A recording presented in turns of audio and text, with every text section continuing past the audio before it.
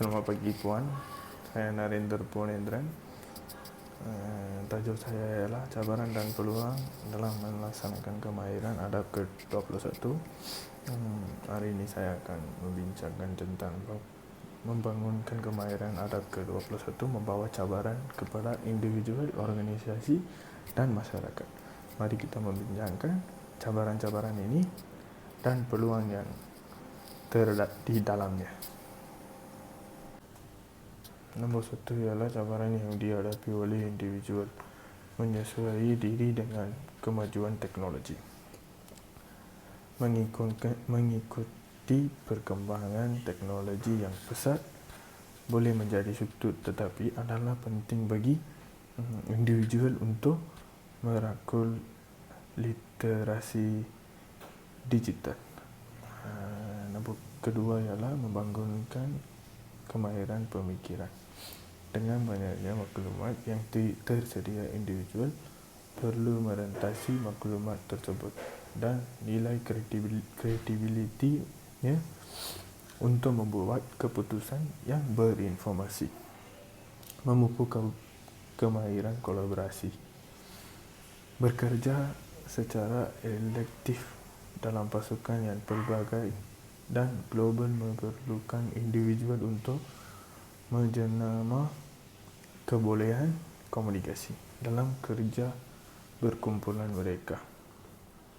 Nombor 4 ialah membina ketahanan. Ini menghadapi perubahan yang berterusan. Individu perlu berkembangkan kemahiran menyesuaikan diri, belajar dari kegagalan dan bangkit semula dengan lebih kuat. Seterusnya, cabaran yang dihadapi oleh organisasi. Nombor 1 ialah pengurusan tenaga kerja yang pelbagai. Organisasi menghadapi cabaran untuk menguruskan pasukan yang pelbagai secara elektif untuk memanfaatkan pelbagai perspektif dan mewujudkan persekitaran yang eksklusif. Nombor 2 ialah membangunkan budaya inovasi. Menciptakan persekitaran yang menggalakkan dan memberikan ganjaran kepada inovasi boleh menjadikan satu cabaran, tetapi adalah yang penting bagi organisasi untuk kekal dihadap dalam dunia yang berubah dengan cepat.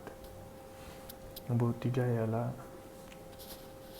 menavigasi perubahan.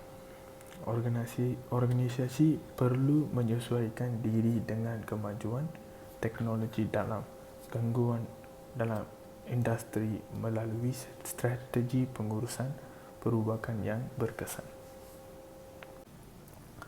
Seterusnya, cabaran yang dihadapi oleh masyarakat. Isi nombor 1 ialah reformasi pendidikan. Masyarakat perlu menyokong reformasi pendidikan yang sejajar dengan membangunkan kemahiran adab ke-21 untuk menyediakan pelajar bagi pasaran kerja masa depan. Seterusnya, akses kepada teknologi. Memberikan akses yang seksama kepada teknologi adalah penting untuk memastikan ahli semua komuniti mempunyai peluang untuk membangunkan kemahiran adab ke-21. Nombor 3 ialah melibatkan pemegang kepentingan. Melibatkan ibu bapa, pendidik dan ahli komuniti adalah penting untuk mencipta usaha bersama dalam mempromosikan dan menyokong bangunan kemahiran adab ke-21. Seterusnya, peluang untuk individu. Platform pembelajaran dalam talian. Akses kepada kursus dalam talian dan sumber-sumber memberikan peluang kepada individu untuk membangunkan kemahiran adab ke-21. Isi kedua, menyambungkan dan kerjasama. Platform dalam talian dan komuniti membenarkan individu untuk berhubungan dengan individu yang sefikiran dan bekerjasama dalam projek yang meningkatkan Seterusnya, peluang untuk organisasi. Melaburkan dalam pembangunan bekerja, organisasi yang menyediakan program latihan dan memberikan kuasa kepada pekerja untuk membangunkan kemahiran berharga adab ke-21. Isi kedua ialah ruang kerja kolaboratif. Mencintai ruang kerja kolaboratif, mendorong kreativiti, inovasi, dan pertukaran idea yang pelbagai di kalangan pekerja. Dan akhirnya, menerima pelbagai dan keterlibatan. Organisasi yang memberi keutama kepada kepelbagaian dan keterlibatan mendapat manfaat daripada pelbagai perspektif dan kreativiti yang datang bersama. Seterusnya, peluang untuk masyarakat. Rakan kerjasama dengan institusi pendidikan. Bekerjasama dengan institusi pendidikan merapatkan jurang antara pembelajaran di dalam kelas dan aplikasi kemahiran adab ke-21 dalam dunia sebenar. Isi kedua ialah program membangunkan kemahiran komuniti.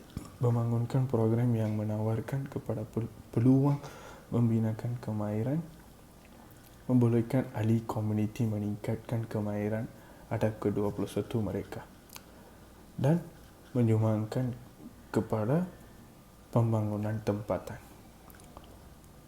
Akhirnya, memperingkati inovatif dan kreativiti.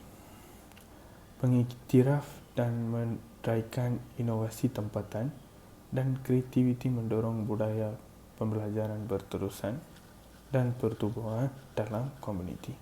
Terima kasih.